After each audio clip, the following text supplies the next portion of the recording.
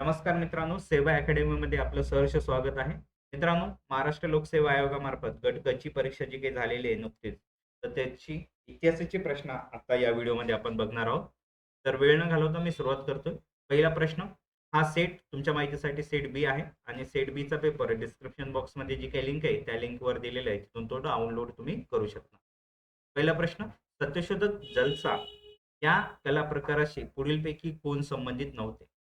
पर्याय आहेत होनाजी बाळा, भाऊराव पाटोळे, रामचंद्र घाटगे, ज्योतिराव फाळके. तर योग्य उत्तर आहे होनाजी बाळ हे सत्यशोधक जलसाशी संबंधित नव्हते. सत्यशोधक जलसा हा कला प्रकार सत्यशोधक समाजाच्या विचाराचा प्रसार करण्यासाठी तयार करण्यात आला होता. भाऊराव पाटोळे आणि रामचंद्र गाडगे हे सत्यशोधक जलसा चळवळीचे प्रमुख कार्यकर्ते होते. ज्योतिराव फाळके हे सत्यशोधक समाजाचे संस्थापक होते आणि त्यांनी या चळवळीला वैचारिक मार्गदर्शन केले. होनाजी बाळ हे लावणी या पारंपरिक लोककला प्रकारासाठी प्रसिद्ध होते आणि त्यांचा संबंध सत्यशोधक जलस्याची नाहीये. म्हणून कोण नाहीये? होनाजी बाळ नाही. पुढचा प्रश्न, खालीलपैकी कोणत्या आयोगाच्या शिफारशीनुसार 1983 च्या दुष्काळ संहिता तयार करण्यात आली? पहिला ऑप्शन सर रिचर्ड क्रॅची आयोग, जॉर्ज कॅम्पेल आयोग आणि मॅकडोनाल्ड आयोग, सर जेम्स लॅल आयोग. तर योग्य उत्तर आहे सर रिसर्च क्रॅची आयोग. 1878 ते 80 या मोठ्या दुष्काळानंतर उपाययोजना सुचवण्यासाठी सर रिचर्ड क्रॅची यांच्या अध्यक्षतेखाली आयोग नेमण्यात आलेला होता आणि त्यांच्या शिफारशीनुसार 1873 साली दुष्काळ संहिता तयार करण्यात आली होती. या संहितेत दुष्काळाच्या वेळी करावयाच्या उपाययोजना आणि प्रशासकीय यंत्रणा याबाबत मार्गदर्शक तत्त्वे निश्चित करण्यात आलेली होती. पुढे, 1920 मध्ये स्थापन झालेल्या ऑल इंडिया ट्रेड युनियन काँग्रेसचे पहिले अध्यक्ष खालीलपैकी कोण होते? लाला लजपतराय, लोकमान्य टिळक, श्रीपाद अमृत डांगे, अशोक मेहता. तर योग्य उत्तर आहे लाला लजपतराय. 1920 मध्ये स्थापन झालेल्या ऑल इंडिया ट्रेड युनियन काँग्रेसचे पहिले अध्यक्ष लाला लजपतराय हे होते. हे प्रमुख स्वातंत्र्य सेनानी आणि समाजसुधारक होते. पुढे प्रश्न आहे, जोड्या लावा. गुराखी मुंबई, भाला पुणे, हरिकिशोर यवतमाळ, देशसेवक नागपूर आणि पुढे कोल्हटकर, गीर, जोशी आणि भोपटकर हे ऑप्शन आहे. तर योग्य याचं उत्तर आहे पर्याय क्रमांक 2. ते आता बघूया. तर 1999 मध्ये गुराखी मुंबई हे धोपटकर यांनी हे वृत्तपत्र सुरू केलेलं होतं, गुराखी. त्याच्यानंतर 1906 भाला पुणे जे काय आहे ए.बी. कोल्हटकर, भाला हे वृत्तपत्र कोल्हटकर यांनी चालवलेले होते आणि 1907 मध्ये हरिकिशोर यवतमाळ जोशी यांनी दना जोशी यांनी हरिकिशोर या वृत्तपत्राशी संबंधित आहेत आणि 1909 देशसेवक नागपूर हे देशसेवक हे वृत्तपत्र वीर या नावाने ओळखले जात असत. ते नागपूरमध्ये प्रकाशित होत होते. ठीक आहे. तर योग्य उत्तर पर्याय क्रमांक 2. ठीक आहे.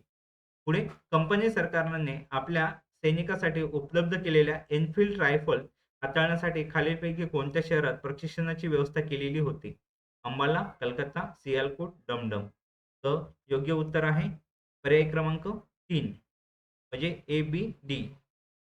म्हणजे अंबाला, सियालकोट आणि डमडम. रॉयल एनफील्ड चालवण्यासाठी कंपनी सरकारने प्रशिक्षणाची व्यवस्था डमडम, अंबाला आणि सियालकोट या शहरांमध्ये केलेली होती.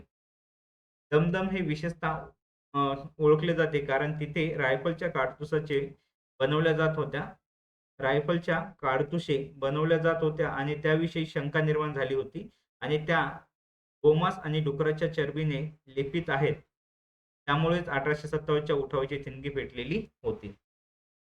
त्याच्यानंतर पंडित जवाहरलाल नेहरूंनी कोणत्या कायद्याचे वर्णन गुलामगिरीचे एक नवी सनदच असे केले? मोर्ले मिंटो सुधारणा कायदा, मॉन्टेग्यू चम्सफोर्ड सुधारणा कायदा, भारत सरकार कायदा आणि रोलेट कायदा. तर उत्तर आहे भारत सरकार कायदा 1935. पंडित जवाहरलाल नेहरू यांनी भारत सरकार कायदा 1935 च्या वर्णनात गुलामगिरीची एक नवी सनदच असे केले होते. या कायद्याने प्रांतिक स्वायत्ता दिली असली तरी केंद्र सरकारमध्ये ब्रिटिशांचे नियंत्रण कायम ठेवले होते. त्यामुळे नेहरूंनी यांना नेहरू यांनी या कायद्याला विरोध केलेला होता. पुढे स्ट्रॅची आयोग कशाशी संबंधित आहे? शैक्षणिक सुधारणा, आरोग्य सुधारणा, दुष्काळ उपाययोजना, बालविवाह रोखणे. तर योग्य उत्तर आहे दुष्काळ उपाययोजना.